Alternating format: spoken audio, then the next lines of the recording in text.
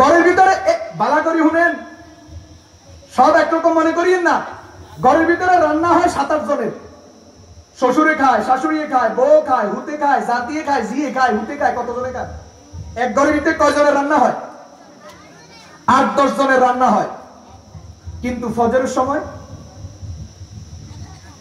সময় একজনও নেই, অথবা ওই বুড়া বুড়ি মরি জীবিত কদিন আর কত, এই 2 জন, আর বাকি এলাকা সব রুমে রুমে হুতি দিছে। প্রত্যেক রুমে হোতা আছে, নামাজ নেই। কথা কয় না? আর তুমি আল্লাহর রহমতের আশা করো।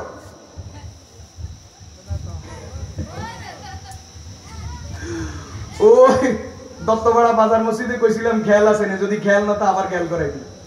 আর মনে হয় এখানে কইছিলাম কথাই, সূরা নিসার তাফসিরে মুসলিম শরীফের একটা হাদিস সামনে রেখে লম্বা আলোচনা। ইবলিস আল্লাহর একটা কথা কইছিল।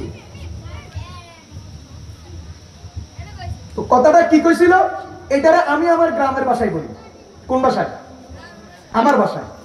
ইবলিস অন্য শব্দে কইছে, আমি আমনে করে বুঝাই পেলে আমার শব্দে কই। ইবলিসে কয়, ও বাংলাদেশের মুসলমান, তোমরা অপেক্ষায় আছো, এক দল গেছে আর এক দল আইব। ওই দল ভালো না, এই দল আইলে ভালো করব।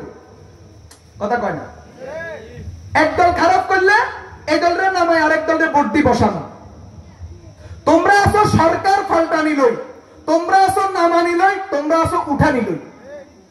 কেউ নামাইবে, কেউ উঠাইবে। কেউ আছো নামানির চিন্তায়, এরা ভালো না, অমুকেরে উঠাবো। কেউ আছো উঠানির চিন্তায়, কেউ আছো নামানির চিন্তায়। ইবলিস বলে, তোমরা আছো সরকার পাল্টানি লই, গদি পাল্টানি লই, তোমরা আছো উঠানি আর নামানি লই। আমি হেই তালে নাই, আমি আছি আমার তালে। খেয়াল হয়নি? কথাটা কইছি যে খেয়াল হয়নি?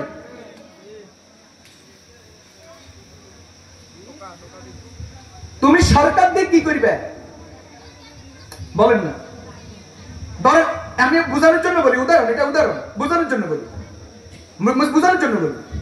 ধরেন আমাদের দেশে আওয়ামী লীগও নাই, বিএনপিও নাই, জাতীয় পার্টিও নাই, এখন তো অন্য একটা পক্ষ ক্ষমতায়।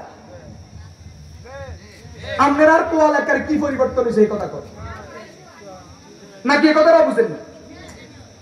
কথা বলেন না? কেউ ক্ষমতায় থাকলে কারোর নাম বললে মনে কষ্ট যায়। এখন তো কেউ নেই আপাতত। বাংলাদেশে কোন রাজনৈতিক পক্ষ তো ক্ষমতায় নেই, অরাজনৈতিক একটা পক্ষ ক্ষমতায়।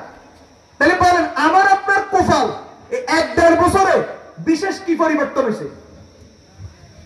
বুঝা গেল? কোন সরকার, কোন পদ, কোন দল তোমার ভাগ্যের পরিবর্তন করবে না। তোমার ভাগ্যের পরিবর্তন কিসে করবে? আল্লাহ পরিষ্কার কোরআনে বলছেন, ইন্নাল্লাহা লা ইউগাইয়িরু মা বিকাওমিন হাত্তা ইউগাইয়িরু মা বিআনফুসিহিম।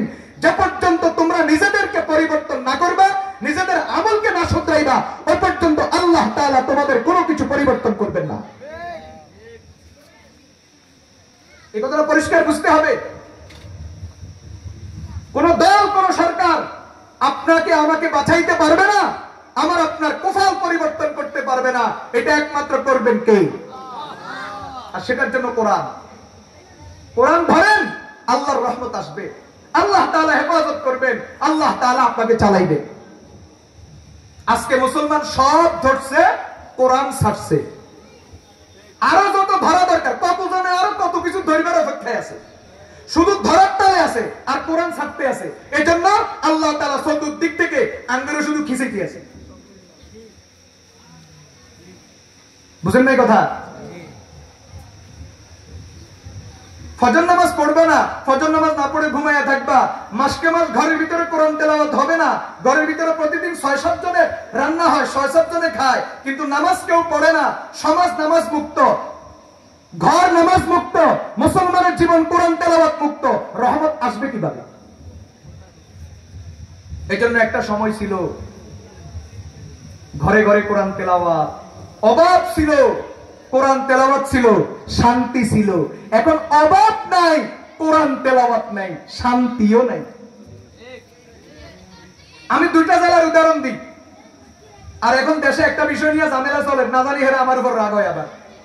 বাংলাদেশে সাতপুর জেলাতে গত 1 বছরে বিয়া হয়েছে 14,000, বিয়া ভাঙি গেছে 8,000। শান্তি কি পরিমাণ? বিয়া হয়েছে কয় হাজার, বাইনছে কয় হাজার। আর আঙ্গ কুমিল্লা জেলা আর হেরা মনে কষ্ট যাইবে।